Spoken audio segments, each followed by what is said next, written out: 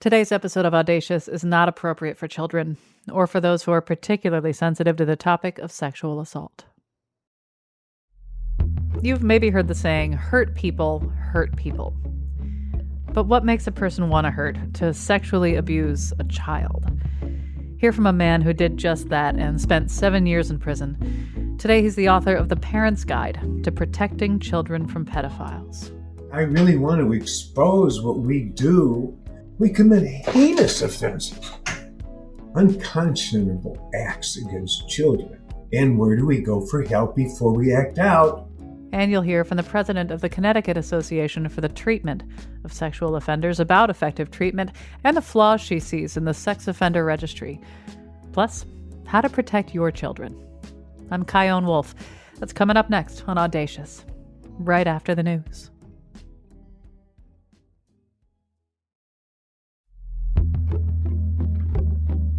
From Connecticut Public Radio in Hartford, this is Audacious. I'm Kyone Wolf. Imagine you're with a couple friends watching the news, and the anchor says something about the arrest of a local man who sexually assaulted a child. What do you feel? Maybe disgust, horror, anger. Your friends may say, lock him up and throw away the key. I wish he'd really suffer. Maybe you wouldn't really care if horrible, horrible things happen to that guy. For many of us, abusing a small, innocent child is the ultimate crime, true evil. Today, we're going to talk about pedophilia. It's a difficult conversation, one that's taboo, it's uncomfortable, and some might say not worth having on the air. But if we better understand the disorder of pedophilia, if we can better treat it, then won't fewer children be harmed? One study from the International Journal of Environmental Research and Public Health says that the stigma associated with pedophilia may interfere with attempts to prevent sexual offending, like seeking therapy. Right now, 1 in 4 girls and 1 in 13 boys are sexually abused before the age of 18. And more than 90% of those victims know their perpetrator in some way. That's according to the CDC. And while it's impossible to tell exactly how widespread pedophilia is, estimates range from about 1 to 5% of the male population, although not all act on those impulses. This hour, how we view people who are pedophiles and why, in so many cases, treatment only exists after they've been arrested.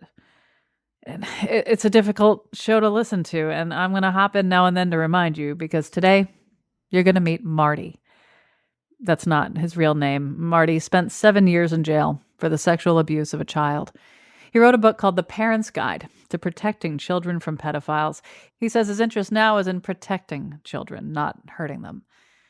You'll also meet the president of the Connecticut Association for the Treatment of Sexual Offenders, Eileen Redden. She's been working with people like Marty for over 20 years, trying to understand why, tracing the patterns, identifying flaws in the system that just make things worse, and advocating for ways to protect everyone from this kind of harm. So if this is not the episode for you, come back next week. No hard feelings. But if the idea of this show challenges you in a way you can withstand, let's see what happens.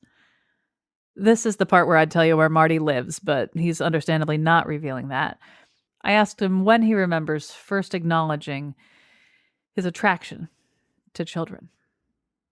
I'm trying to remember if I was 15 or 16, and I had some little cousins that I really loved, little girls, and I would go over there and visit them, and little girls would climb up on my lap, and I would get aroused. And it freaked me out. And I didn't know why I was aroused. So I told the therapist, I said, I'm really worried. I don't want this to happen. And I told him that I got aroused.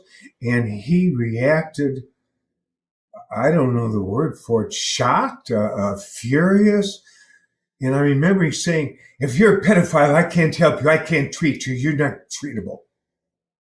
Well, I didn't know what the word pedophile was. I had no idea, but I was terrified. Oh, no, I'm not that. Oh, no, no. He said, well, then we won't discuss this again. Don't bring it up. This was 1958. They didn't have a clue back then about sex offending or impulses, or nobody even talked about getting molested, let alone any sexual content. So whatever his reaction was based on his training and education. That wasn't his fault, okay? It was the era in which I was raised, and nobody, there was no treatment. There was no such thing. Freud talked about, and Freud was right. He mentioned trauma. That's what his original theory was. Anyway, get off on that. You mentioned trauma. Were you hurt? Oh, I was raped as a child. My son, I didn't have any memories of my father raping me. I had no memories. I blocked it out. And that's the reason I was in therapy for so many years, was I was acting out. And I didn't know why. What's wrong with me? Well, I blocked out the memories, and that was that. So when my son was born, I was triggered, and I didn't know what was wrong with me. I was drinking, I was depressed, I was going into violent rages, I was breaking things. I didn't know why. So I had a couple of therapists suspect. Now this is in late 1990s. People were starting to learn about it. They suspected I'd been abused, and I said, but it's not possible. I have no memory of it. So what happened is I went to a workshop. I'm a therapist, clinical therapist.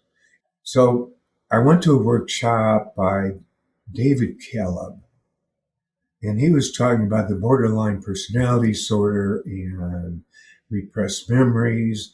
And he was going on about how kids are molested and they don't know. And this is in my book. They don't know. They say, no, Uncle Charlie never touched me. I swear to you, he never touched me. No, he didn't. But it was Froggy who touched him. And when you're dealing with little kids, okay, you can get away with all kinds of psychotic, sick things. And you put, well, I don't want to tell you how it was done. But when you tell a kid, hey, look, this is the dolly that's touching you. Oh, it is the dolly. It's not Uncle Charlie. I'll give you that much. So when you're interviewing your child, you don't know what you're talking about. You get yourself somebody who does. Because you say that Uncle Charlie touched you, and they'll swear to God he never did. But it was a dolly, and you have to know how to ask questions. Did anything ever touch you? Oh, well, the dolly. And when you find a professional provider, you better interrogate them like you're a police detective. Because a lot of them say, oh, I know how to deal with kids that are sexually abused. Really, where'd you get it? Off YouTube? I'm serious. You're hiring us. And you have every right in the world to interrogate us. You had mentioned that when you found out you were going to be a father, you were triggered. Was it because you worried you would hurt your kid? I had flashbacks, and I had urges, and I had impulses, and I thought I was going crazy. And I didn't want to hurt my kid. So I got into therapy with a guy that actually knew what he was doing. He worked for Child Protective Services, and he knew his stuff. And so he did some EMDR, that eye movement stuff. It works. And my impulses were dulled, and I was able to hone them in, and I was good. Now, eventually, I went to a hypnotherapist. That doesn't count. Hypnosis doesn't count, blah, blah, blah. Yeah, okay, fine, it counts.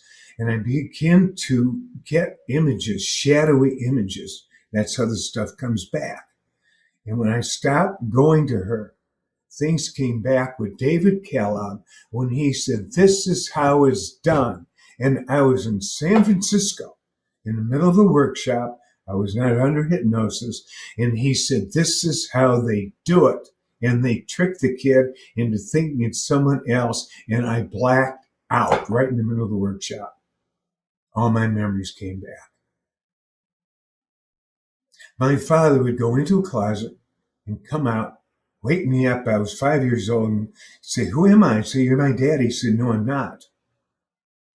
You think I'm your daddy, but I'm someone else." So, of course, my daddy didn't do it. It was someone else. To this day, I still have to struggle with it was really my father. That's how deep this stuff goes. At some point, you did offend. Oh, yeah. What do you feel comfortable saying about what it was like for you? Maybe some understanding as to like what was going on in your head. What was going into my head was, I'm not hurting her. I'm being gentle. This is sick, people. This is sick. And this is how untreated offenders think. So if you want to vomit and put a bullet through my head, I completely understand it. Actually, I feel the same way when I hear about it. We are in so much denial, we also dissociate. If you want to know what it's like to go into our mind space, watch the original Dr. Jekyll and Mr. Hyde. And there I am, and Mr. Hyde, all of us and Mr. Hyde. That's us. We dissociate, we go into a state of almost euphoria, and we go into, I have to say, a different personality. Are we aware of it? Yeah. Do we care? No. And we justify and excuse and we bargain and say things like, "Oh, I won't do it again. I'll just do it a little bit." Then when we're done, we feel horribly guilty and we go into what's called the pretend normal stage, which is, I'm going to be a nice guy. I'll take my kid to dinner. I'll buy my wife a gift. I feel better. I'm all better. I'll never do it again. Then we start building up and we start fantasizing. And of course we repeat. And then we hate ourselves and we feel enormous shame, enormous. We don't want to do it again. And there is nowhere to go for help. At the time one is offending, at the time I was offending, it is an act of the most extreme narcissism and selfishness on God's green earth. I could have cared less about my victim. For you victims, it is not and never has been about you. It has never, ever, ever been about you. It's not your fault. It is not your fault. And I know my victim blames herself. I don't know if she still does to this day. We've talked about it. She said, if I hadn't been born, it wouldn't have happened. It's my fault. It's not your fault. I would have molested someone else. It doesn't matter. It's not about you. You're convenient. You were there. It's an opportunity advantage. It's not your fault. I don't care what was told you. You looked like your mother. You looked like your father. So what? I just needed to say that. So I'm all for helping victims. I want to stop children from being abused. That's my goal in life. I don't want to see another child ever hurt. You're listening to my conversation with Marty. He's the author of The Parent's Guide to Protecting Children from Pedophiles. He spent 7 years in prison for abusing a child. This show is not appropriate for young children or people sensitive to this topic. When did you turn away from indulging in these impulses and towards helping other people? What happened? I was in the middle of molesting a child. And she said, stop. And Mr. Hyde snapped out of it.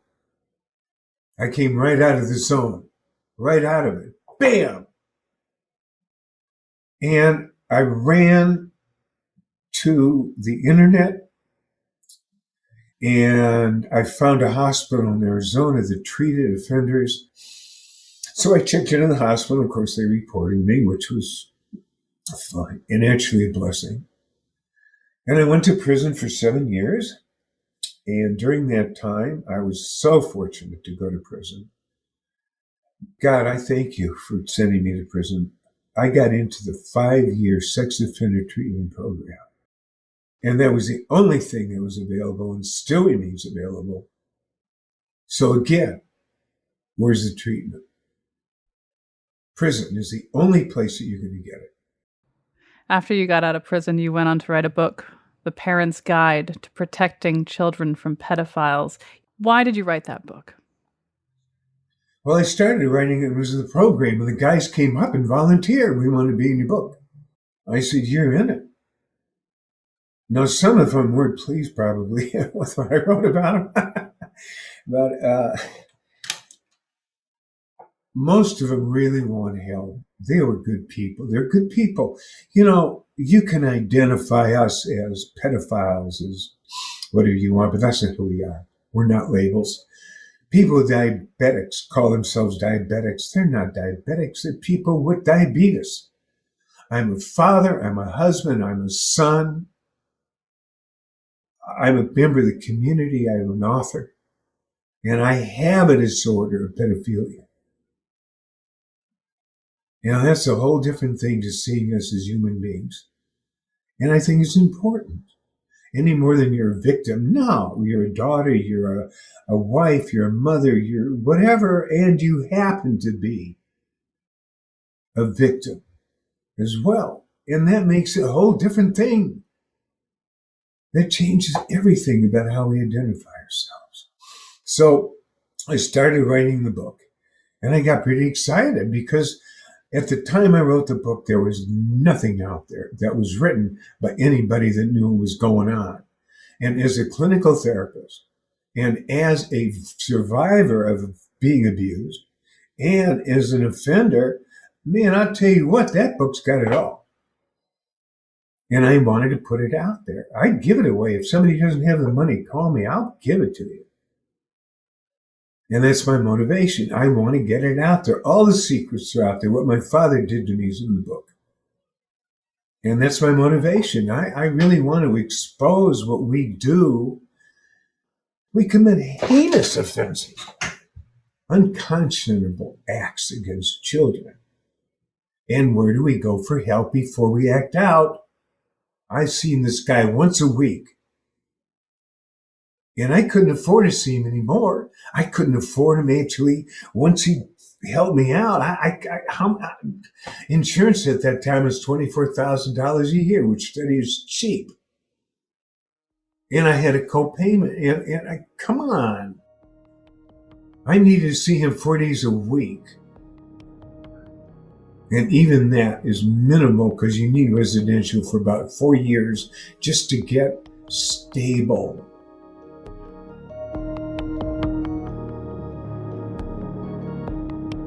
We're talking with Marty. That's his pseudonym, and he's the author of The Parent's Guide to Protecting Children from Pedophiles. He spent 7 years in prison for sexual abuse of a child. And it goes without saying, but I'll say it anyway, this show is not appropriate for young listeners or for people who are particularly sensitive to this issue. When we get back. I want us to be detectives. So whenever anybody says anything to you, I want you to tell me about it, and let's see if we can figure out if it's a good guy or bad guy. This is what you have to do. You have to become an ally with your child. I'm Chion Wolf. This is Audacious. Stay with me.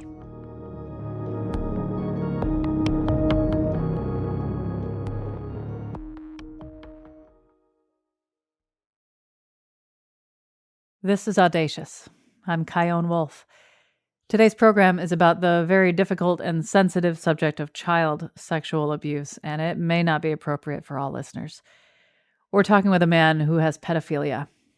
He goes by the name Marty, which is a pseudonym, and after spending 7 years in prison, he wrote a book, The Parent's Guide to Protecting Children from Pedophiles. Later, you'll meet Eileen Redden. She's the president of the Connecticut Association for the Treatment of Sexual Offenders, and she answers a lot of questions about why people like Marty feel the way they do, what parents can look for in their children in case of abuse, and why she thinks the sex offender registry is due for an overhaul. I asked Marty, as someone who's abused children, what are some signs that a child may be getting hurt? What should parents be looking for? Pre-sexualized actions going beyond playing doctor, acting out with other kids. Some of that is normal, sexual exploration. Some of it is not. Early going back to bedwetting, cruelty to animals. What does bedwetting have to do with it? They revert back to an early stage where they felt safe.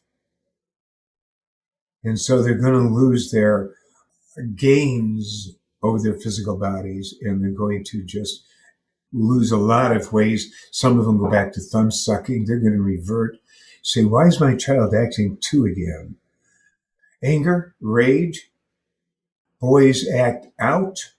Girls act in. Girls will cut. They'll go lose weight. They'll think or gain weight. They'll think they're fat. They'll think they're ugly. They'll shy away suddenly from the offender. They won't sit in the same car. They'll act out. They'll want to be alone. Their grades will drop. And I imagine it's tough as a parent, too, because a lot of this sounds just like a teenager. Like, that's a teenager, but that's not every teenager. And it's not if your child is, or if your teenager is cutting themselves and does have an eating disorder, it doesn't necessarily mean that they've been abused, but there may be a line. No. I want to ask about online predators, people who connect with young kids online. They make plans to meet up with them, and then they sexually assault them. What can parents do about that? The only way that you're going to protect your children from them is to possibly be very imaginative and creative. So what you do is you have to play detective or come up with a real cool plan. And you say, hey, look, kids, here's my idea. I want you to join me. Now, this idea may stink, but it may work. It's the only way you're going to have it happen is to collude with your child and make him or her a partner in crime. I want us to be detectives. When you're in the internet, I want you and me to see what's going on because a lot of bad people are out there. So whenever anybody says anything to you, I want you to tell me about it, and let's see if we can figure out if it's a good guy or bad guy. Team up. Now we have a game. There's an us, and we're going to see if we can catch bad guys. So you come and tell me what's happening, and you tell your friends too, and maybe they'll figure out who's a good and bad guy. Let's make it into a game. That's the only way you're going to get this done. Or figure out another plan that works for you and your kid. This is what you have to do. You have to become an ally with your child. Let's work together on keeping the family safe. What does it mean to be on the sex registry? What does it mean for you in terms of where you can go, where you can't go? How long are you on it for? How every year you have to re-register? When I was first convicted, I was going to be on the registry for 10 years. And at the end of 10 years, if I was a good boy, I would get off. The registry puts my name on there so somebody can look it up and say, hey, he's a sex offender. And now I can't go to parks. I cannot live near a school or daycare. And many daycares, you don't know they're in business because they have a license, but they just don't use it. I can't be alone with a child. What if I'm at Walmart and a kid walks into the bathroom and no one is there? Good question. I can be violated. I can be sent back to prison. I can't be with a child alone in a home if the child is out of sight from an adult. So I have to really be concerned. If you're having a party at a park, I can't go. I can't go fishing if it's a park. I can't have state parks or public parks. It just goes on. Are you still attracted to kids? I can see certain older teenage girls as being very attractive. And what I do with that is before I sexualize them, I immediately tell myself, these are still children and they need me to protect them. My job is to protect them. Little kids, nah. I just see them. They're just really cute. And I really want them protected. And that's why I'm on the air. You're listening to my conversation with Marty. He's the author of The Parent's Guide to Protecting Children from Pedophiles. He spent 7 years in prison for abusing a child. This show is not appropriate for young children or people sensitive to this topic. In a perfect world, well, I guess it wouldn't be a perfect world, but I was going to say, in a perfect world, a person like you is growing up, having been through what you've been through, feeling these feelings, knowing that to act upon these feelings would hurt another person, a child, and you feel stuck. So what in this better world, what resources would you have? Where would you be able to turn instead of hurting anybody? If you want to reintegrate people and see human beings as being terribly sick and full of rage, then do something healthy. Start treatment centers, and they're already in the prisons. Why not expand that? Put it into rehabilitation in all the states. Those are the answers we need to start looking at helping people. Treatment. What advice do you have for anyone who's hearing our conversation today and they are attracted to children, whether they have offended or they haven't yet? What can you say that they haven't already thought of? In my case, and in their cases as well, we have possibly some kind of a love map that we got as really young children, messages. Who knows? Who cares? It doesn't matter. You're attracted to children, period. I don't know that you're ever going to not be attracted to children. So what you have to do is just like saying, gee, I'm attracted to having sex with corpses, or I'm attracted to this. What are you going to do about it? You can't act on it. You can't act as far as I want to push people in front of a bus. So you have to find ways of not doing it. You say, oh, okay, like when I see some attractive teenagers, hey, I want to protect them. And that's what you have to do. You can only do that through good therapy. So get some help or go to prison. Because right now, those are your two options. Those are your choices. Earlier, you brought up God. Yeah. If you talk with God, what do you feel? In my experience, without a spiritual, not religious, but a spiritual connection, you're not going to make it. I have had spiritual experiences that saved my life in prison. I have had precognition. I have had all kinds of awakenings, and I can only go by experience, not beliefs. And my experiences are real, and I rely upon those in my prayers to keep me whole and healthy. Is forgiveness ever an aspect of what you seek from that relationship? No, not at all. I will not forgive myself. I refuse to. What I did was criminal and inexcusable. There's no forgiveness. God forgives me, great, thanks. And I don't care. I've asked everything I planned on. I can't believe it. Is there anything I missed? I cannot remove the suffering that I have caused my victim. I have prayed. I have done everything in my power. I have gone to people that are mystics.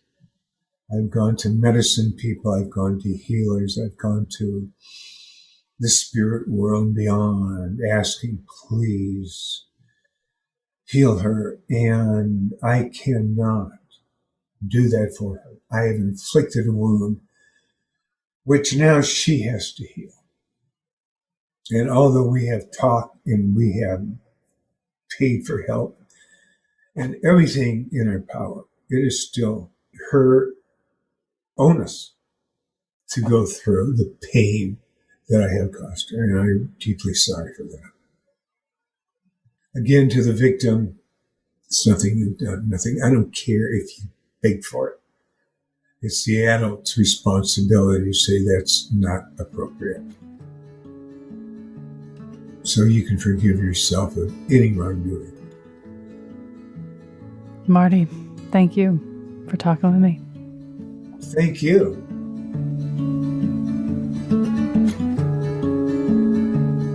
Marty is the author of The Parent's Guide to Protecting Children from Pedophiles. He wrote it after spending 7 years in prison for the sexual abuse of a child. There is a support group for pedophiles who are committed to avoiding having sexual contact with children. It's called Virtuous Pedophiles. As of April 2021, more than 6,000 people have created accounts.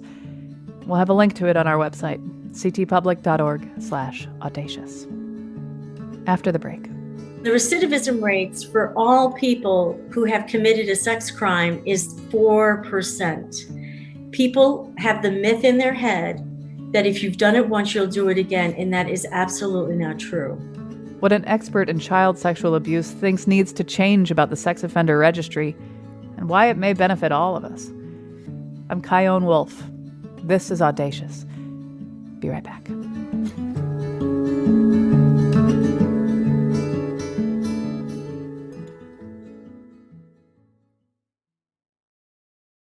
This is Audacious. I'm Chion Wolf. Today we're talking about some particularly hard stuff that isn't appropriate for young people to hear. It isn't appropriate for many people who've experienced sexual abuse as a child either, because that's the subject of our show. You just heard from Marty, the pseudonym of a man who spent 7 years in prison for sexually assaulting a child. One of the tragic elements of his story for everyone involved is that he sought help before ever hurting anybody, and he couldn't find it. Where did he find it? In prison. That's not the order most of us wish help would come in. So I wanted to talk with someone who has some experience with men like Marty in prison. Eileen Redden is the president of the Connecticut Association for the Treatment of Sexual Offenders. She's been working as a therapist for sex offenders in prisons for over 20 years. I asked her to tell me, when people call her organization and they say they need help, they're attracted to children, they haven't hurt anybody yet, what happens? The person receiving the call would have to really assess the crisis. And if the person was in imminent danger, obviously it's a 911. If the person wanted to talk, teletherapy has become very common, and or people going into a therapist's office. It's important to realize that when someone is at a crisis state, it's usually because their life is unraveled and is completely out of control. They've experienced deep emotional, psychological isolation, social isolation. They may have early trauma that they have begun addressing. And it's not the sexual behavior that's the primary motivation. It's most often the emotional, psychological distress and the isolation. And the pandemic has made things much harder for a lot of people. So if someone was in crisis, obviously an immediate referral, unless it was someone who was imminently at risk.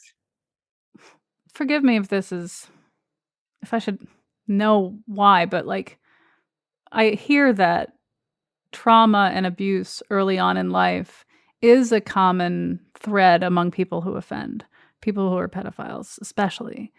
Why? I think that we develop our relational and sexual templates when we're very young. And if we have been violated as a child in a sexual way, that can create kind of a template or a way of seeing how sex is. And it's obviously been very, very corrupted. And the reason treatment is so effective is because that corrupted template can be corrected through treatment, through the development of appropriate relationships, through pro-social attitudes, developing, protective factors like engaging in things that make people happy. The thing about what makes somebody who has been convicted of a sexual assault, the things that make their life whole and that make them better are the exact things that make our lives whole and make us feel like, we live in a world that's basically worth living in. So why are so many men, and I would make this generalization, men in prison, the vast, vast, vast majority of them had terrible early life. They were marginalized from school, neglected and or abused by their parents. They are the result of the failures of society. I mean, prison is full of men and women who have been failed by families, churches, schools, communities, and all of us. And when you don't get what you need as a child, anger, resentment, fear, anxiety drives your thinking and can drive your behavior. And if you're an angry, anxious kid who feels like nobody cares, so what if I rob a house? I steal a car, I hurt a kid. No one cares about me. Why should I care about anybody else? So the hurt child reflects back to society what they feel society has done to them. So treatment is really the solution to healing some of that trauma and also being accountable for what you've done. Being an angry 15-year-old is very different than when you're 25. So another big piece of treatment is accountability. So when you take responsibility for your life, you're empowered, you feel you have choices and control over your life and your future. And that's a big piece of treatment. So if you're looking at the small slice of men who are pedophiles, one of the big pieces of that treatment is empathy. It's that children are not appropriate sexual partners. They don't want sex. And we live in a society now where people can access child porn 24/7. So they begin to think and feel if it's on the internet, then it must be okay. And if it's on the internet, then that must mean that kids really want this kind of behavior. So, Nicholas Kristof has done some great articles in the New York Times about Pornhub and how they have promulgated, and profited off of sexual abuse of kids. And they have done very little about it. So, there's a collective responsibility to fight back against internet companies allowing this stuff to be, propagated in society. And treaters are out there. There's a lot of wonderful people who treat people where the cornerstone of the treatment is empathy and compassion with a strong dose of accountability, responsibility, and planning for the future. We have wonderful treatment tools to help people get through this and to live a pro-social and legal lifestyle. And if you looked at 100 men and women who had illegal, inappropriate sexual contact with a child, they're 100 different people. They're not the same. And in some systems, everyone is treated the same. And that's the problem with the sex offender registry, is it doesn't give you the information that you need. So we have pursued a bill, SB 1113, to change the way the registry is managed. Because if you're on the sex offender registry, imagine how it destroys your opportunity for housing, for jobs, and so on. And some of these men, in particular, there's not that many women, because there's not that many women who get arrested for sexual assault, but there's many men who are not dangerous and should not be on the registry. And there's almost no way for them to correct that. Yeah, I mean, before you and I connected, I checked the registry and I looked at the radius around my house. And now I know that there are 815 people within 5 miles of me that are on this list. And I have no idea what that means. Part of me feels terrified. And I wonder, should I be? What sense should I make of that list as it is now? And how would you make it different? The data has been collected all around the country and in Canada. Canada has some of the best research and data collection in the world. And they started investing in problem sexual behavior in the 70s. And they invested a lot of money to understand it. So what the data says is that the people who should be on the registry who are a permanent danger in the future. How do you figure that out? So one way to assess if someone is dangerous is to continue to supervise, manage, and have them involved in some kind of programming. There are sexually dangerous people out there, but they're very, very, very rare, and they're few and far between. Eric Janis is one of the leaders in this field. Mary Huffman, a judge out of Ohio, who wrote a legal document, I think in 2017, and she talked about the moral panic, and that sex offender registries have been developed out of a moral panic. The data they came up with, as well as Robin Wilson, was that, there's probably 15% of the people on Connecticut's registry that need to be on it. And the rest could be on a police-only registry, not something that's accessible to the public. Because I have many clients who have ended up homeless.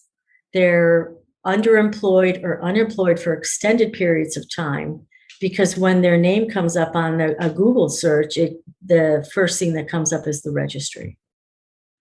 So it needs to be reworked. And a key piece of that is to have a registry board where really the brain trust of the state reviews all the cases to determine who should be on the registry and who shouldn't. Because it really, really highly restricts people's ability to live at all. And the recidivism rates for all people who have committed a sex crime is 4%.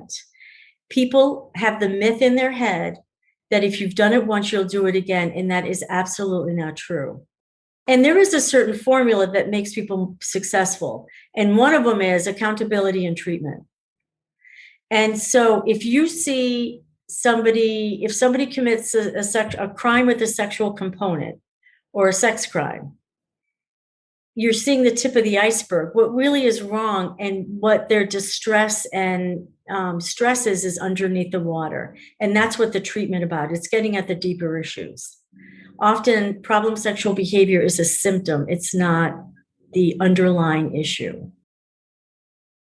It's a social disorder. It can be seen as an emotional disorder.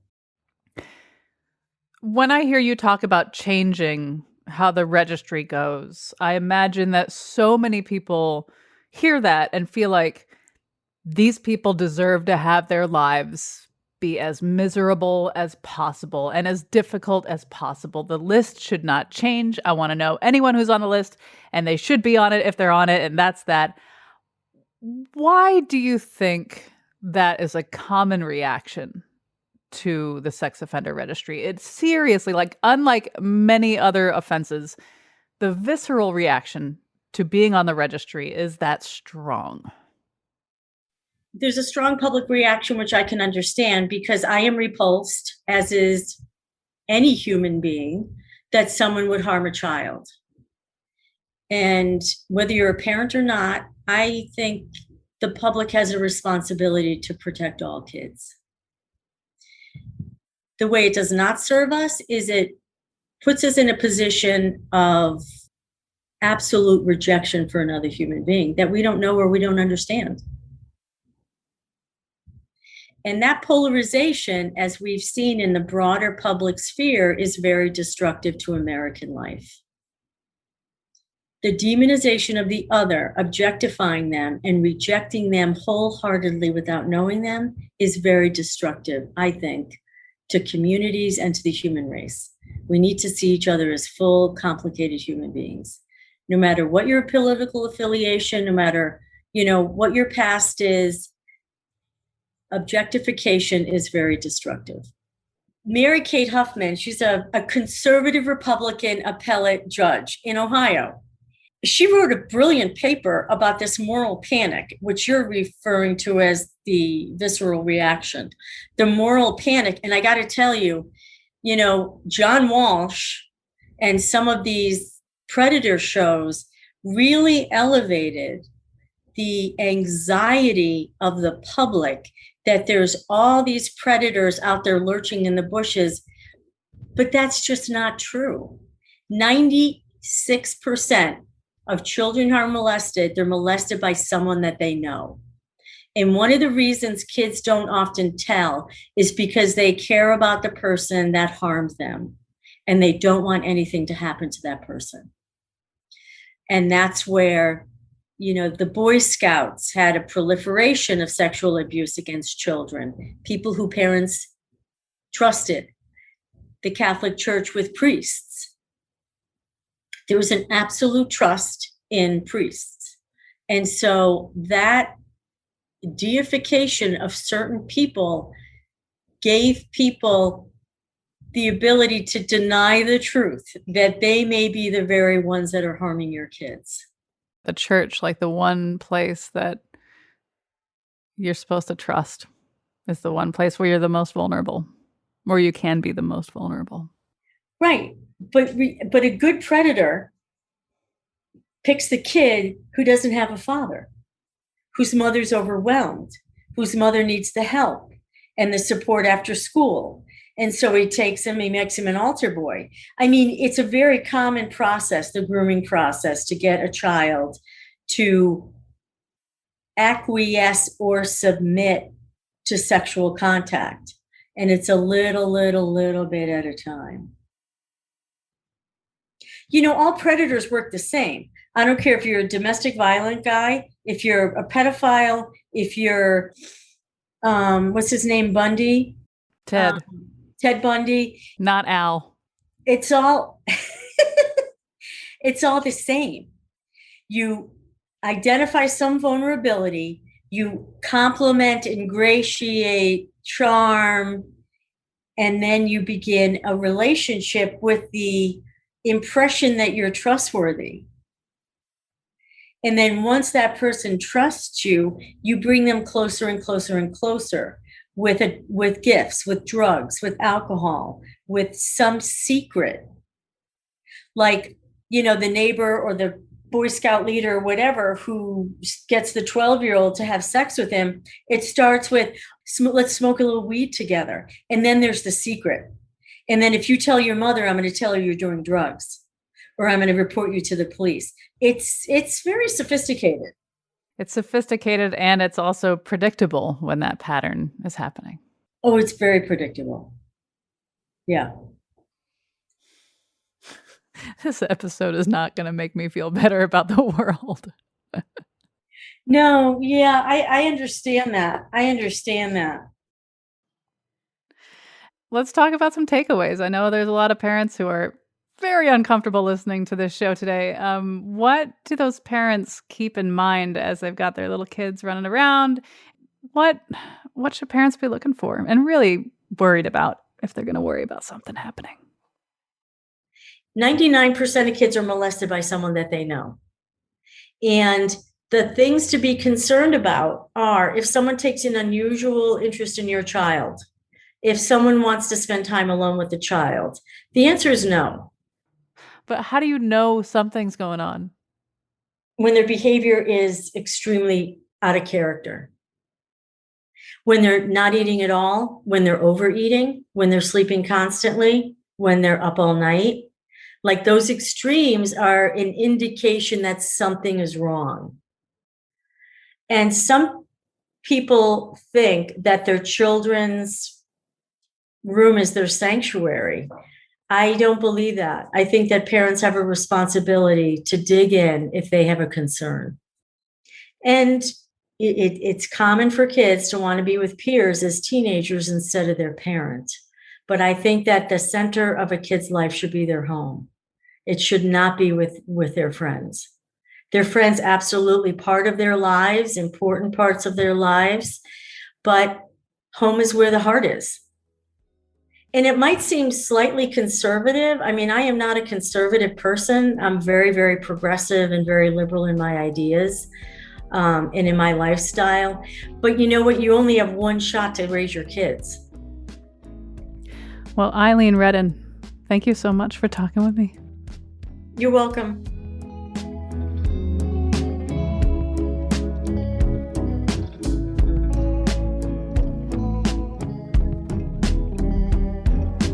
Audacious is produced by me, Jessica Severin DeMartinez, Kelly Langevin, Missy Carvalho, and Katie Tolarski at Connecticut Public Radio in Hartford. Special thanks to Tim Rasmussen and Colin McEnroe for their input on this episode. Send me your reactions on Facebook, Instagram, and Twitter at Chion Wolf, and my email is cwolf@ctpublic.org. Thanks for listening.